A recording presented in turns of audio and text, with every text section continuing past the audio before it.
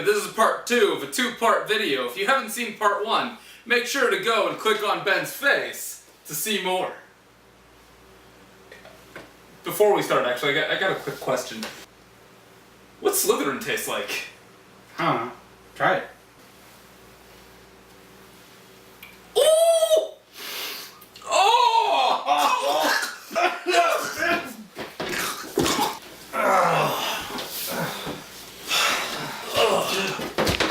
What's that?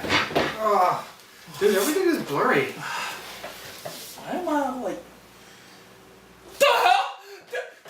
Damn it, Philip! That was Polyjuice Potion! I can fix this. I can fix this. Okay. Skull, spider. You just keep that stuff on you. Some eyeballs.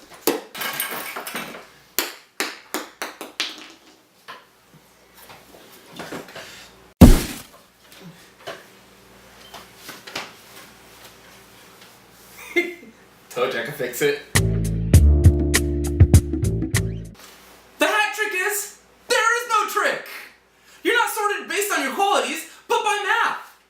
The hat just needs to make sure all the houses get sorted evenly. I mean, what about legacies? I mean, the Weasleys are all in the same house. Oh, but you see, that's all part of the illusion. The hat needs to maintain this mythology, that it's all based on your characteristics, and in order to do so, it decided that it's best to allow legacies and family members into the same house. But all it's really doing is ensuring that someone later down the line with more appropriate qualities for that house does not get in because the spot has been filled. But what about Black? Dude, black people get sorted just as much as the white people do.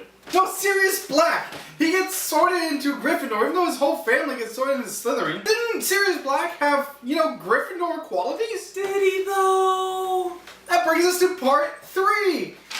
Nature versus nurture. Nurture.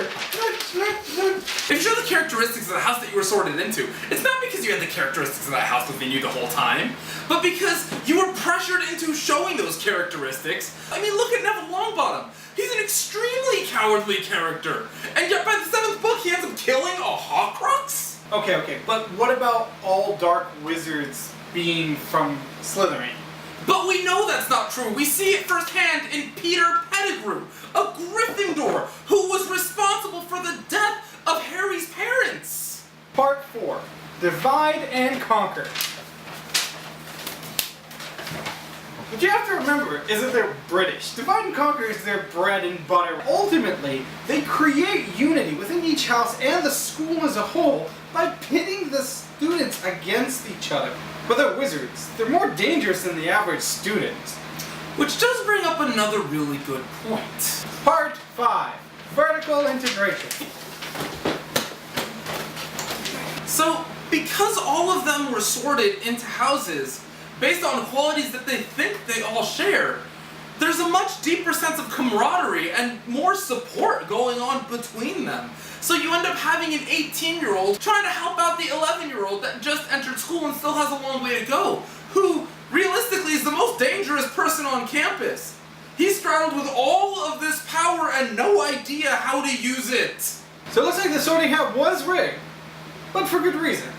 I mean, the founders put together a brilliant horse and pony show to convince 300 overpowered, undertrained, hormone-crazed children to behave.